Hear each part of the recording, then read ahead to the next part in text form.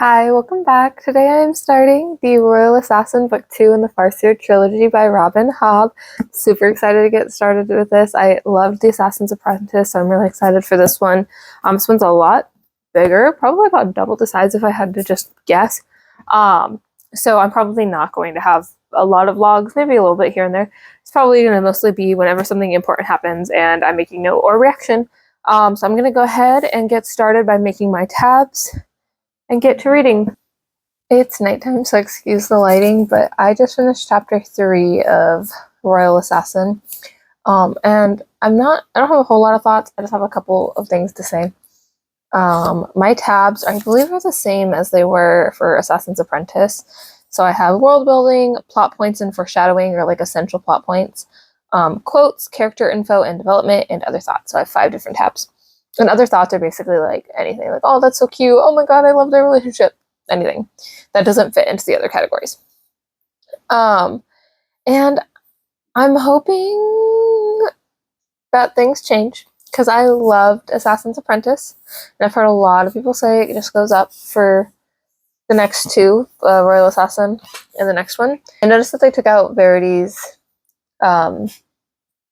skill while Fitz was traveling, and instead edited Shrewd before Fitz starts traveling as like a communication with Shrewd to convince him to go back to Buckkeep. That's totally okay. I don't mind them adding in that scene, but I wish they would have at least talked about Verity's scene or like reminded us that it's there. Am I supposed to like take that scene from the last chapter, the aftermath chapter of book 1, and just pretend it never happened? Or am I to assume that that did happen? Because, you know, he was saying that he was having dreams of drowning because Fitz's like use of the skill was so loud. I don't know. I liked Molly in book 1, but I'm not really enjoying the whole Molly plot because it came on too thick. Like, Fitz was like clearly into her in like a boyish way, but like it's very like heavy now. It's very heavy-handed. And we just reconnected with Molly in chapter 3. I love Patience. I think the air is tense a little bit with Verity, but I still think I like him and Fitz's relationship. I like seeing Fitz take charge, and I wish that we could see more of that because I think that's what Patience wanted for him. But in terms of running into Molly at the end of chapter 3, she's like, oh, you were courting me. Like, why would you think I was with another guy? Wow, you think so bad of me. But they were children. They didn't know a lot about each other. Also, there's nothing wrong with him hiding that he was the royal bastard when all he wanted to do was not be seen as the bastard for once in his life. I don't like miscommunication tropes. It's my least favorite romance trope, and it happens in every romance, and I accept it. I get over it. Sometimes it's an understandable miscommunication. This, not okay miscommunication. You were courting me. I didn't even know you liked me. I liked you, but I thought you could never like me back because I was younger than you, and you saw me as an immature boy. I need this plot to go away. Please, thank you. Quickly, if you could. Not interested. Let's get into the politics, please. How are we gonna make Verity king? Shrewd, do we feel bad for Shrewd after that chapter? No, not really. I still don't feel bad for him.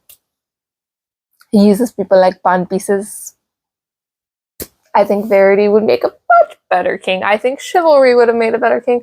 And I also want to get back to where Patience was like, I want him recognized. We're going to start training him to be recognized. Because Shrewd was like, oh, he can't handle that. Like, he doesn't have the skills. She's like, well, we're going to get him the skills. Yeah, I'm going to keep reading. I'm going to assume it gets better. I think I'm just going to struggle through this first bit because it just happens to be one trope that I really dislike. And it's happening at the beginning of the book before like I'm like sucked back into the world. So we're going to push through and hope for the best. So basically, what has happened is I was frustrated with the whole Molly plot. And actually, we're not getting a lot of Molly. Like, he's still thinking about her, but we're not having interaction with Molly. And I am happy about that. And then in chapter 5, he goes and he handles something for King Shrewd with one of the dukes. And the duke's daughter becomes very interested in him and is like following him around. is just like very, very intrigued, and it gave me the concept, like the idea, hint of that later in the books. He is going to be very sought after, I think, by like dukes and lords' daughters, and dukes and lords who are trying to get like ahead. Even though he's a bastard, he is part of the royal family, and I think there's going to be people who seek him in forms of like an alliance with the royal family, of like moving up, I'm assuming. And so I think that there's going to be some aspect of him being like a very sought after bachelor. But what I really want to talk about is the beginning of chapter 6 and the end of chapter 6, where we learned that Verity really wanted to follow chivalry for 6 years, and that Verity clearly had like an intense loyalty to chivalry over his own father, Shrew. Like, he really wanted to be with him. They were very close as brothers. Right. And I was like making note that like, oh, Verity sees chivalry more as like his king than Shrewd, I think. Like, he cares more for his brother than his father. Totally valid with the way that Shrewd treats everyone like a piece on a chessboard. But this is the quote right here, and it's Verity speaking first. I wish your father were alive and king in waiting, and I his right-hand man still. He would be telling me what task I must tackle, and I would be doing as he asked. It would be at peace with myself, no matter how hard my work, for I would be sure he knew best. Do you know how easy it is, Fitz, to follow a man you believe in? He looked up to last to meet my eyes. My prince, I said quietly, I believe I do. For a moment, Verity was very still. Then, he said. He held my eyes with his, and I did not need the warmth of his skilling to feel the gratitude he sent me. That's so cute. Because imagine being Verity and you like were following your brother so loyally, you trusted anything that he would do, and now that you're king in waiting, you feel so lost and you feel like you have no idea what to do, and you're like, I wish he was still here. Like, I wish he was leading. You do even know what that feels like, man? And then his 16-year-old son tells you, yeah, I do, because I feel it for you. And he doesn't even tell him, he kind of feels it through the skill. And like, I love Verity and Fitz's relationship. Anyways, Katrikin and Fitz are working together to like, get the court ready, and he's like helping her and advising her while Verity's kind of too busy for her. But then while he was gone, Regal swoops in, and I just don't get Katrikin being around Regal, knowing everything that happened and he planned. So that's kind of awkward. Not a fan of that development, but we're getting into the aspects that I like, the character relationships, and Fitz going out and handling things for the king, and now he's going out for the king in waiting, Verity, to go look into these forged ones who are slowly making their way towards Buckkeep. And it's very suspicious because they're engaging and acting in ways that forged ones don't normally act. Okay, I'm in bed and it's late, but I want to talk about Okay, one note is in chapter 7. I'm getting the idea that Wallace is working for Regal and possibly like poisoning the king, because he's really sickly and he's not letting people see him, and it's saying that he's reporting back to Regal whatever's happening, and I don't know, that's weird. That's your father, and as everyone sees it, you're his favorite son, so weird vibes there. Also, I can't stand Wallace, and the fool's nickname for him is it's hilarious. Okay, Regal tricking Katrikin with the whole fox thing, like follow me, and then Verity going out and like trying to save her, and then kind of reprimanding her and not giving the king's like guard, like the guard who went out to go find her, the right to bring her back. That was all. Love Verity, but the age difference between them is very obvious, and like the lack of like conversation between them, very obvious. Like something needs to happen there.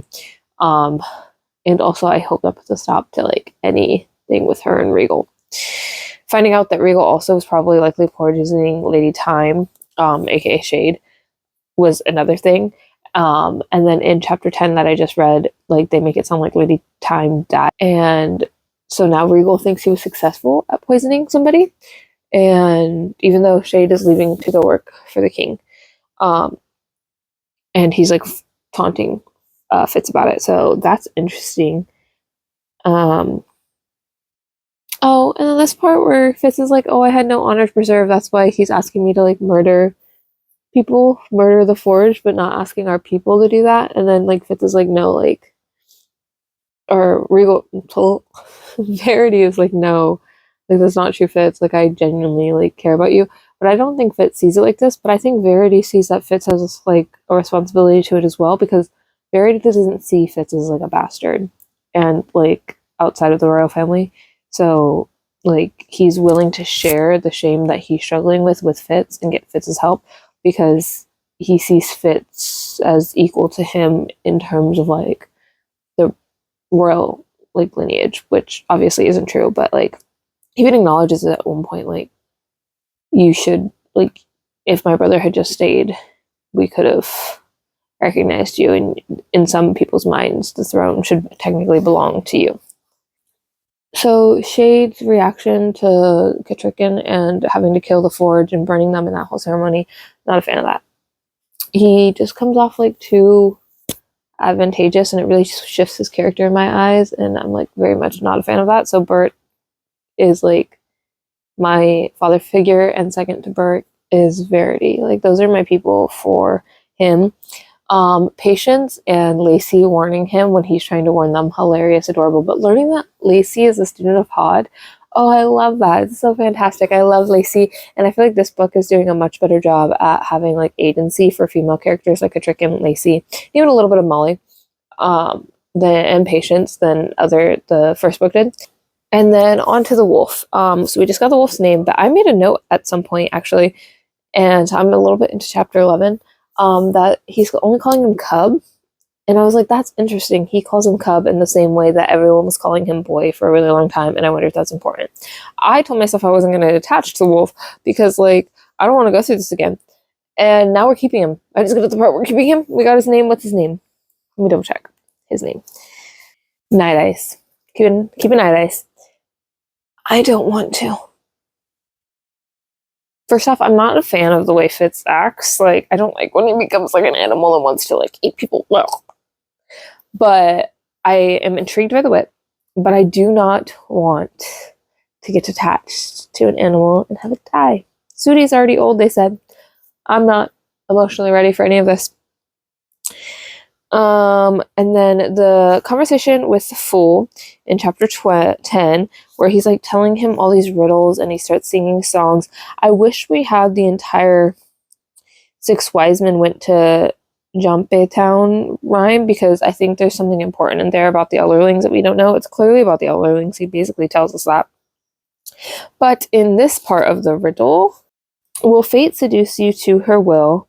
Not if you struggle with all your skill, and skill is capitalized, so it means skill.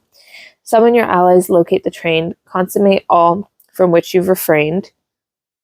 There's a future not yet fashioned, founded by your fiery passions.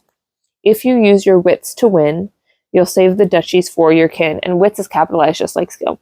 So basically, he's been, the fool's telling him, like, oh, how do you call, how does one call a thing when one does not know how to call it? And he's like, oh, the skill. And then they're like, wait, but if it was the skill, wouldn't Verity or Shrew do it? And then he tells him this little like rhyme as like a love poem. And I think what he's telling him quite clearly, but obviously he doesn't get the capitalized wit that I do,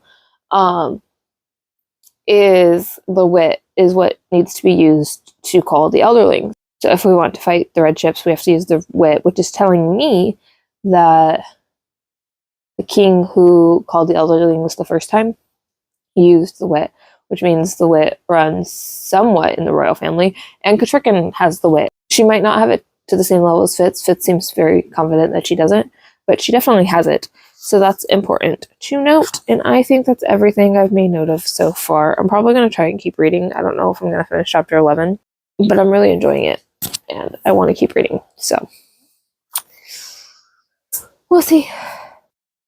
There's a lot left. I think I'm about a third of the way through. So what I think has happened so far is I thought Molly was done. I thought she was going to leave him, and then we found out that it was Regal who was twisting her emotions. And again, I repeat, I do like Molly. I loved Molly in the first book. My issue is specifically with the pacing of their relationship and their limited interactions. Not a fan of it. It feels weird. It just feels out of place in the story. And the first half of the book was dragging because of that. And then we got to chapter like 11, and that's when Verity started using Fitz more and training Fitz in the skill, and we find out that Fitz is going to go on the ship. Bert trains him with the axe, and we find out that Verity knows what's going on a little bit with Molly. We think that Verity may know what's going on with Night Eyes.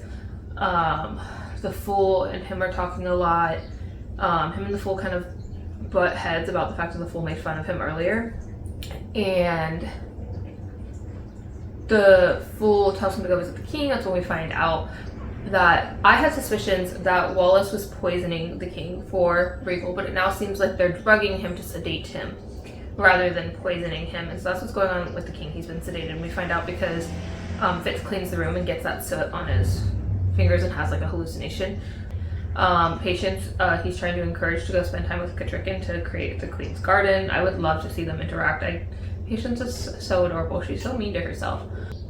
We're really getting interaction with the skill primarily and a little bit of the wit. I thought we were gonna have Birch train him in the wit, but it doesn't seem like that's what Verity had in mind, so I'm a little confused about that. And now Verity has given him the ability to look through the scrolls on the Elderlings and the skill to learn, and then he let the Fool do that. We've learned about where the Fool came from, that apparently he came from a village of people who were not pale and like colorless like him, and he came over here because the last name Farseer quite literally means far seer, like seer far into the future. So like somebody who is a seer who can see the future. So the family must have some interaction or idea of knowledge of the future. I think this all comes back to the Elderlings. I think that maybe the relationship with the Elderlings is what allows them to see in the future, maybe the wit. I want Fitz to just talk to Verity about the wit. I think Verity is so trustworthy. I love them.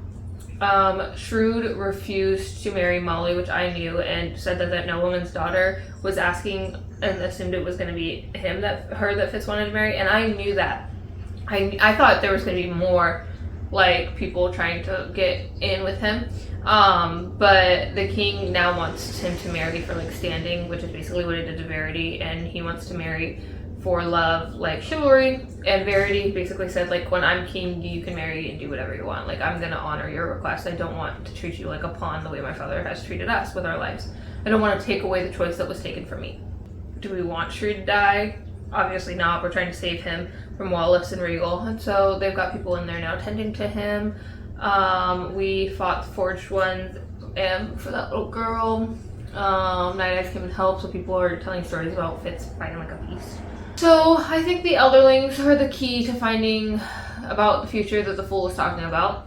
Obviously it ties into Fitz. He said that Fitz wasn't in like the list of names or whatever on this thing, so Fitz is able to change it because he's like, he himself. Basically it sounds like, you know, when they say Miles is a blip, Miles Morales and like Into the Spider-Verse, the second one, what is it, Beyond the Spider-Verse? Something like that.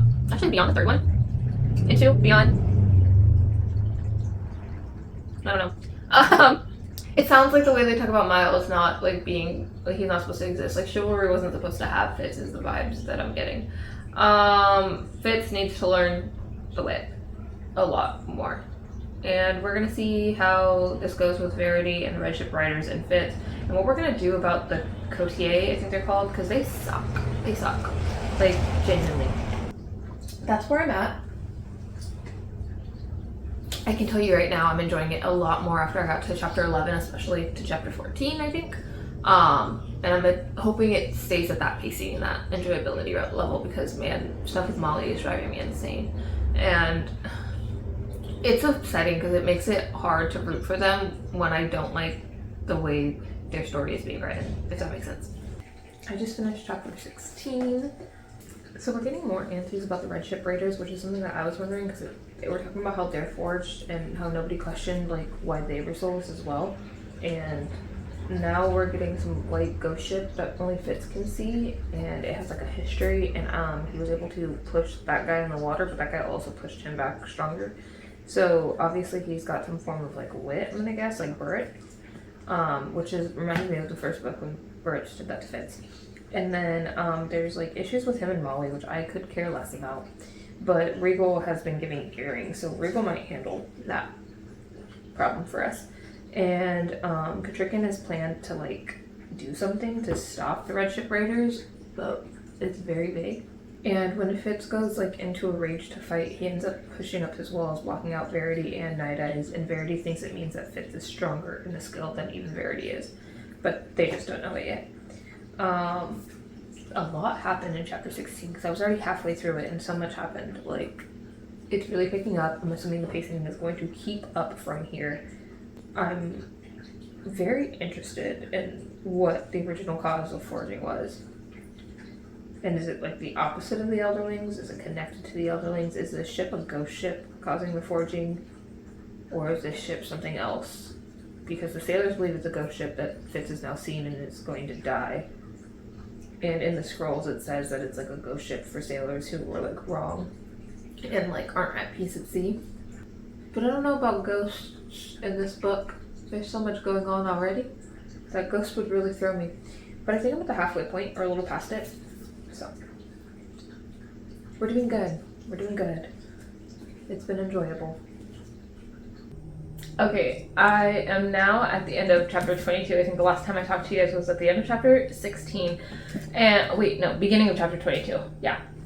And in summary, Verity has now left to go find the Elderlings, which is yay exciting, but also very scary because Regal is basically in charge of doing whatever he wants, and Katrikin has very like little control of anything going on. And on top of that, King Shrewd seems to be worse and worse, and there was attacked by the Red Ship Raiders in the town that Fitz had that daughter Celerity interested in him in Burns on Ferry. And they said that Ferry is like completely ravaged. And they had called supposedly for assistance through the towers and through like the cotier, and it never got to them. They didn't learn about it, Fitz and Katrikin, until the man's like writer got there, and so they were like, this is like blasphemy, why didn't we hear about this? Why is the systems that Verity built not working? And then we find out that Regal didn't tell anybody. Basically Regal's like, oh, we're too broke to help them, and it's just kind of like is what it is. And so they come finally, Burns, the Duke of Burns and his daughters, two of them, and one of them is Celerity, who is still interested in our boy Fitz. And him and Verity's connection is very weak, but like they're finding things out. He has a discussion with Shade where he finds out that Shade is poisoning the king for whatever reason, like the king's own secrets that he's keeping. And the Fool comes to him and asks if Molly's pregnant, basically saying that there is going to be a Farseer baby, and if it's not Molly, then it's got to be Katrikin, because Regal hasn't been hooking up with anybody recently. So Verity and Katrikin might be having the heir now. But Verity's gone, like he's gone. So stressful.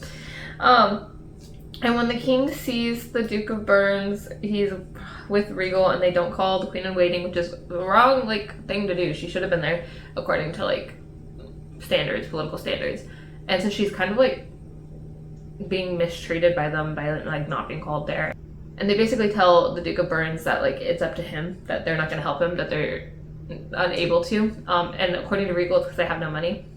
And so Katrikin gives them like a very fine piece of jewelry from her hometown in the mountain lands to basically pay for everything, and this earns her and Verity, because she says this from both of them, this Duke's like trust and loyalty, which is what I assume we're going to see in probably the next book. I feel like we're going to have a full civil war here.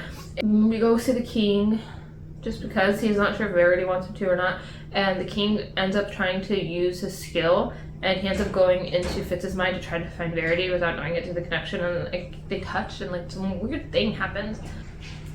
And we learn through Shrewd in his own mind that Regal has a set of spies that says that the Duke of Burns and all of them have turned on them and they're working with the Red Ship Raiders, which so not true, and that Katrikin herself is working with them because she's been having secret meetings with the Duke of Burns, but Fitz has been at these meetings, so he knows that that's not true. Verity's been at these meetings through Fitz's mind, so he knows that that's not true. Obviously, Regal is just being annoying as hell. But what just happened, and is very important, is Serene and what is his name? Justin? From the Cotier? Come to Fitz's room after that incident when the Fool is taking him back and getting him tea. come to Fitz's room to basically attack him. They're searching through his mind, and Verity's like, you need to put up your wards. And he's not able to because of the effects of what happened with him and the king. And so it's obviously, I think, Regal trying to take him out for what he thinks was an attempt to kill the king or hurt the king. Verity tries to protect him through their link, but their link is too far apart now. It's too stretched over too many days, so it's not working. And instead, Night Eyes, through the link of the wit, through the link of the skill, metaphysically attacks Justin to get him to stop. And the marks show, and then they disappear, leaving, I think, like red marks of irritation, they say. And the Fool comes back, and people see it, and so, like, now it's like, oh, something was wrong. Like, they tried to attack, like, somebody of the royal family, right? Even though he's not recognized, he's still of the royal family. I don't know where we're going to go with that, but that's really interesting, and I'm so confident at this point that Verity has to know about Fitz's use of the wit and Night Eyes. There's no way, with the way this connection has now been bridged, like a three-way point, that he doesn't know, right? So I'm assuming he absolutely knows what's going on, at least to some degree. Yeah, now we know that Night Eyes can attack metaphysically, unless it was him taking over Fitz's body and attacking. Crazy. So I am probably 2/3 of the way through the book, if not a little bit more. Chapter 22, page 453. Got still a big chunk to go. I feel like I'm making so much progress and no progress at all. This book is really chunky, and I really wish we could cut out like 10 of the beginning. Out of the 10 beginning chapters, I think they could have been narrowed down to 5. I do. So that's where I'm at now. I'm gonna go back to reading.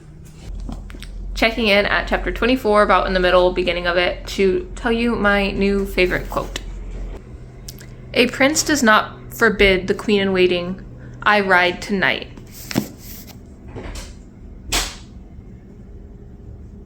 The king and queen in waiting. Verity and Catrican, I love them. I love them so much. I adore both of them. I literally, my little note on my little quote guy was like, this is my queen.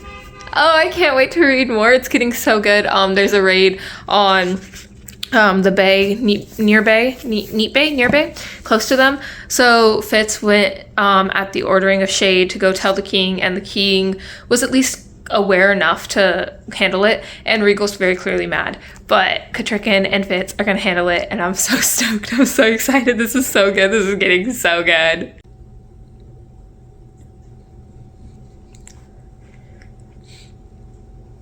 I just got to chapter 25, and I thought that Shrewd was dead. And I absolutely refuse to believe that Verity is going to have an off-screen death. Verity? No. He's fine. He's alive. Everything's okay. There's absolutely no way that can be true. Absolutely no way. I just finished chapter 25.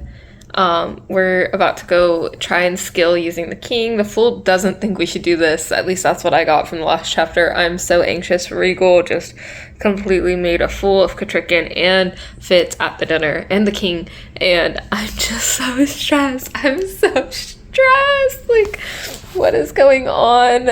I don't think this book is gonna end well. I don't think Verity's dead. I think this is all planned by Regal.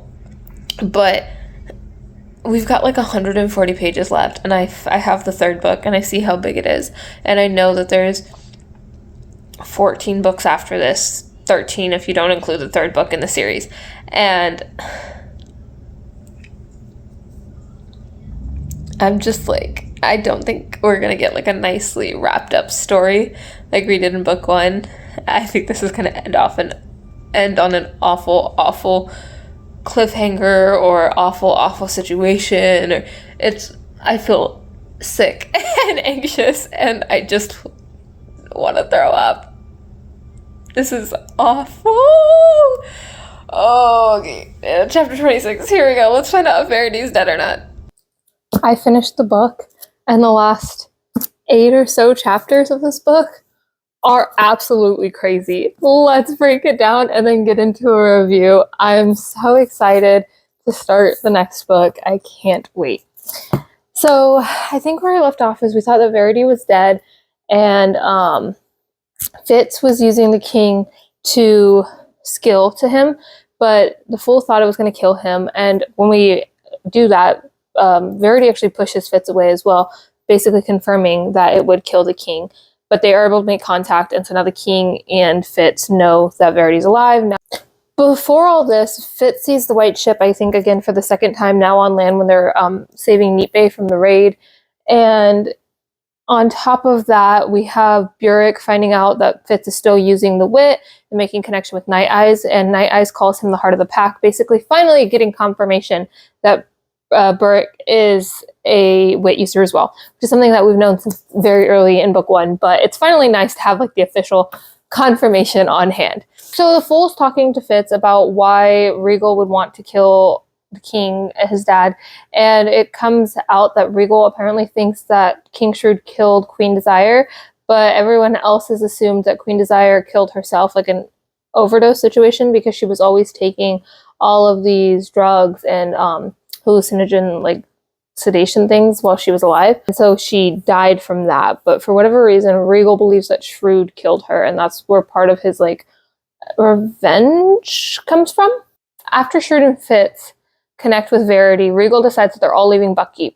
And so they start moving everybody out. You find out that Patience and Lacey later are not going with them, but that Lacey's like stuff has been taken. They can't take Patience because that would be wrong because she's like a lady, but they're taking Lacey's stuff, like her furniture and bed, and so they're actively moving. After Fitz and Shrewd reach Verity, Shade has a conversation with him about like, what did you do to the king? And he calls him a catalyst, which is the same thing that the fool has been calling him throughout the book, and directly links to like the fact that Fitz is like some anomaly who's like leading them along the path. So like he's going to be the decider of the future. Like his actions are actively affecting the path of the future as far as we know. But Shade says that they need a plan to get them out of there. So they start planning how to get the king and Katrikin away from Regal and how to save him. And they decide that they need to play their cards safely and hold them close to their chest. They can't even very much prove that Verity is alive. So Fitz decides to shave his hair to show respect to Verity in mourning.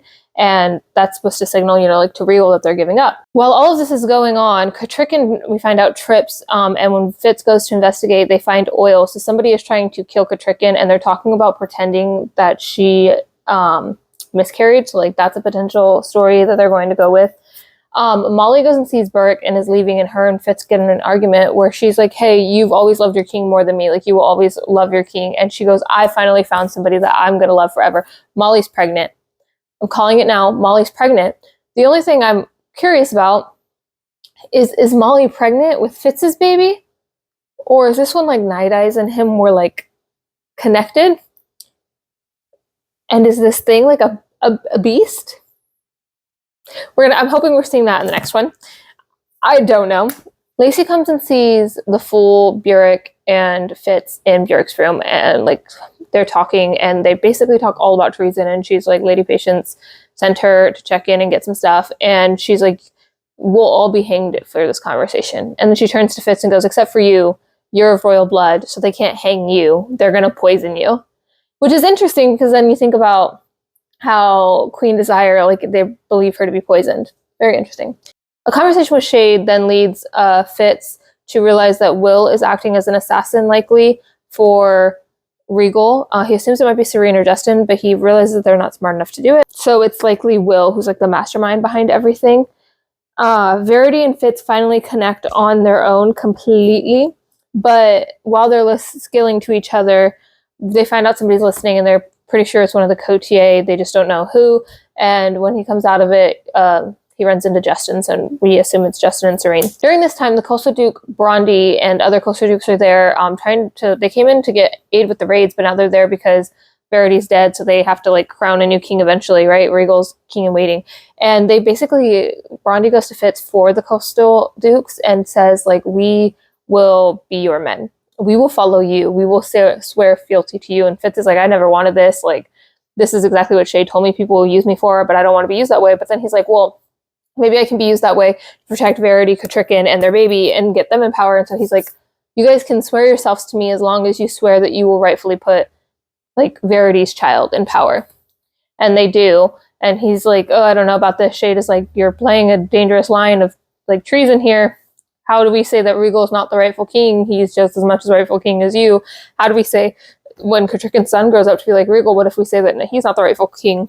And then later he realizes when they're like doing like the ceremony, that these dukes are underestimating Regal. He's like, oh crap, I'm in with these guys and they have no idea what they're playing with. While this is going on, Duke Rondi proposes basically for Celerity, and Fitz is like, hey, wait, this is a dangerous time. Like, you don't want your daughter tied to me. Like, she's much safer as your daughter than my wife. And he's like, you're right, we'll wait for you. But Celerity's upset, and Fitz is like, oh my god, I didn't want this. Which is hilarious. And they told the fool that he can't leave with Katrikin and the king, but he says that he's going to follow them anyways, but he'll wait. He's going to wait a couple of days, which is good, that he listens at least to Shade to not leave immediately, because it means that they're less likely to get caught. And then this is where things just change. I thought we were going to escape, right? I thought this whole book was leading up to us escaping and living as outlaws, but no. Fitz goes to sing the king with the fool, and King is, I don't know if he senses that he's dying or what, but he's like, I want to talk to my son one more time. And so he calls Fitz to skill with him. And they get to Verity, and while they're with Verity, the king goes out, and Fitz sees Serene and Justin sucking the life out of the king and trying to do the same to Fitz, and he's able to expel them, and the fool is screaming, crying like, you killed him. Wallace sees this, and Fitz is like, oh my god, we need to do something. So then Katrikin's there and Shade are there. I don't remember how everybody gets there, and they're all like, okay, we need to leave now. And Shade, because the king is dead, and Shade is like, you need to come with us, and Fitz is like, no, like, I am the king's assassin. He's like, I'm sorry for what I made you, the king, while he was dying. Like, I could have done better for you, yada yada. But Fitz is like, no, like, you made me what I am, I'm going to act in your honor. So he plans to go kill Serene and Justin while everybody else is escaping. But now they're going to take the fool because he can't stay, because obviously he'll be killed or punished because he was in the room with Fitz. And so they take off. Shade's like, come with us. He's like, no. He goes and he slits Serene's throat and just starts stabbing Justin in the hall with everyone, declaring that they killed the king. And then Regal's men attack him, but then like the men of Buckkeep get them off of Regal to like, because they were going to kill him, and they're like, it's Fitz Chivalry, it's Chivalry's son, and this is like Verity and Chivalry's men who are doing this at Buckkeep. So they save him.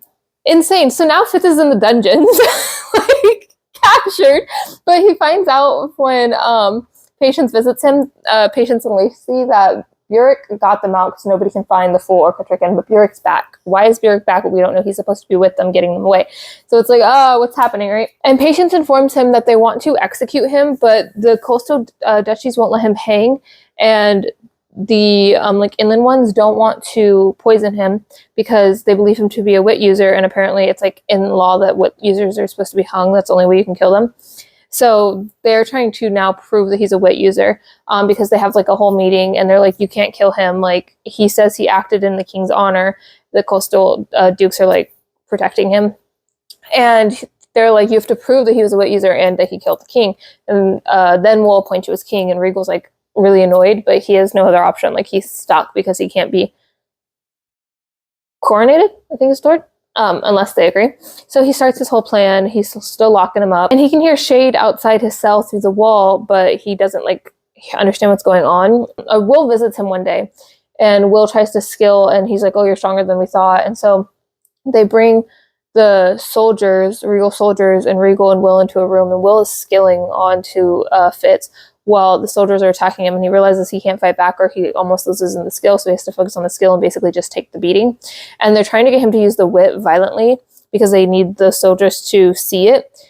They find the girl who saw him use with the talking to Night Eyes, and so that proves he has the wit, but now they need to prove that he could use the wit to harm somebody because that's what they're trying to say he did to the king. And so they need him to shove or attack somebody like the way Justin reported that he did, but he's not doing it. And they're getting very frustrated, and Will's like, well, he's stronger than they said, and he obviously knows that I'm attacking. We also find out that Rosemary, the Queen Katrikin's maid, is the reason that Regal's been onto their plans all along. And then in the cell before Regal comes and does all this attacking on him, Verity and him make contact, and he's able to tell Verity everything. So Verity's up to date on what's going on, but he can't come back. And then Burek comes in the cell, and he's drunk, and he's yelling at Fitz, and he's saying that Fitz is a disappointment, and how could he do this to him? And the guards feel bad for Burek because like they think like he cares, and then he spits at him, and like they throw a jacket at him or something. And Fitz is like, oh no, like I just pointed Burek, I'm so sad. And then he realizes there's a pebble on the floor, and he realizes, and he looks, and it's like a pill. It's like to kill yourself.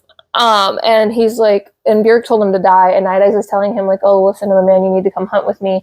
And he goes and leaves. Like he said, Burek told me you can come, like the heart of the pack said you can come. So he goes and he uses the wit to run with Night Eyes, and Night Eyes says, you need to let go of your physical body. You need to let go of your physical body and come compete with me. He goes, what do you mean? What do you mean? Do you mean die? And he thinks about the pill that Burek gave him.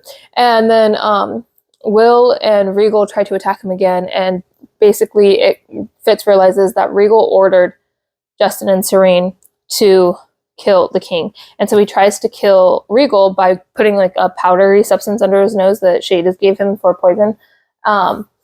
And Will, who is using the skill on him, realizes what he's going to do, gets in the way, and ends up getting it on him. So he's like dying or sick, don't know. But Regal lives. They beat Fitz within an inch of his life, but they keep him alive because they obviously need him for the Dukes. They throw him in the cell, and he takes the pill. And then he goes and runs with Night Eyes, and then we have a chapter of him as a wolf. So Burek calls him Night Eyes and Changer, and I think Changer goes along with the name Catalyst and all of the things that we're hearing about Fitz. So like the way that Burek is heart of the pack, Fitz's name like within the wit, I think, is Changer. And they get him to lead him back to his body, which has like been buried. Which we find out in the epilogue is thanks to Patience and Lady Grace, who fought for that for him. And so Burek gets Night Eyes to release him back into his body, and there's like a whole fight over he's not yours, well, he's not yours either. And Fitz is like, oh, they said I wasn't dead, like Shade just got my body close to death, but he doesn't really believe Burek or Shade. He thinks that they brought him back to life, that he was dead for a period of time. And so Fitz was dead in Night Eyes and gets transferred back to his physical body by Burek and Shade. And now they're looking for Verity with Katrigan and the Fool. And also Regal was looking for Molly to use like against Fitz, but couldn't find her. So that's interesting. I don't know where Molly is, but she's definitely pregnant. So our final line of the book is wolves have no king. But this is after Fitz is like talking about how he's nothing left in his life. He's dead. Everybody who liked him, even the Coastal Dukes, probably aren't going to like him anymore because like he's a wit user, and they had the soldiers lie and say that he attacked Will, and that's how Will was sick. So he's like considered dangerous. So only Verity, Katrigan, the Fool, like only the people he's with and know the truth are going to trust him, right? And he's basically given up his life, which I think means he's going to live a life like Shade in the dark, which I'm not happy for. Fitz deserves happiness and a life of happiness, but he is like, oh, I have nothing to live for except for my king, and he's like, we're in search of Verity. But then he's like, wolves have no kings, and I'm like, are you a wolf or a man? Because he feels very like out of place and like a real want to go back. Anyways, this is a phenomenal book, so let's get into the review. So in short, I rated it a 4.5, which is a little bit lower than Assassin's Apprentice. Both of the books had a slow start, actually about the same, I want to say 10 to 11. But this one, the continuation of the problems with the start, my problems with the start were the way the Molly story was handled. I just don't think it was handled or paced out very well in the book. So that's why it's a 4.5, not a 5. It's fantastic. It is fantastic. It really picks up. It sets so many stakes. There's so much more, like there's so many more questions than there are answers. I think the white ship, I don't know if it's actually a ghost ship, but it definitely at least foreshadowed Fitz's death in this book, because he does die by the end. So like when they were like, oh, if you saw that ship, you're going to see death, don't speak about it. I don't know if it means that or if it'll come back in the third book or another one of the series. But yeah, the only thing I really didn't like about it is the pacing of the Molly story and how it was handled.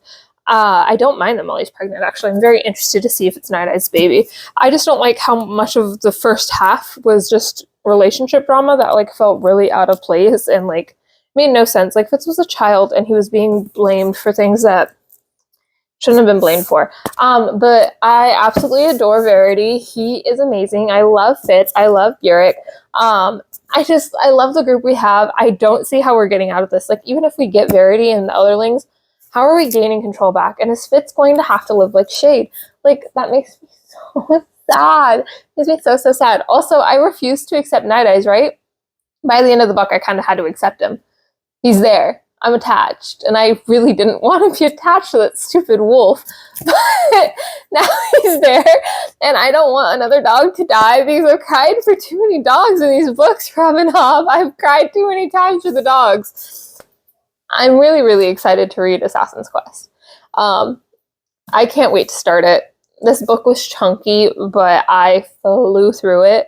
I read 10 pages without checking, or 10 chapters without checking in, and it got so good that my notes started getting a little sporadic throughout, because I didn't want to stop and take a note. Like, I didn't want to stop and write something for 2 seconds, because I just wanted to keep going.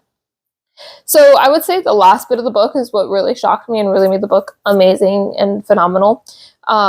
Bumped it up to a 4.5, which is essentially a 5 in my book. Like, a 4.25 to a 5 is all color-coded the same way on my spreadsheet because it's above a 4. So 3.25 to a 4, like, that's how I do it, right? Those are all the same color because to me they're, like, equivalent. There's just minor discrepancies. Yeah. Robin Hobb is that girl. This book stands the test of time. It will forever stand the test of time. Anybody who claims to be a fantasy lover must read these. I'm so happy I have. And they do give me, I said this in the first one, they do give me Ranger's Apprentice vibes, and that's my favorite book series from childhood. So I think these were made for me. These were made for me. And maybe no one else.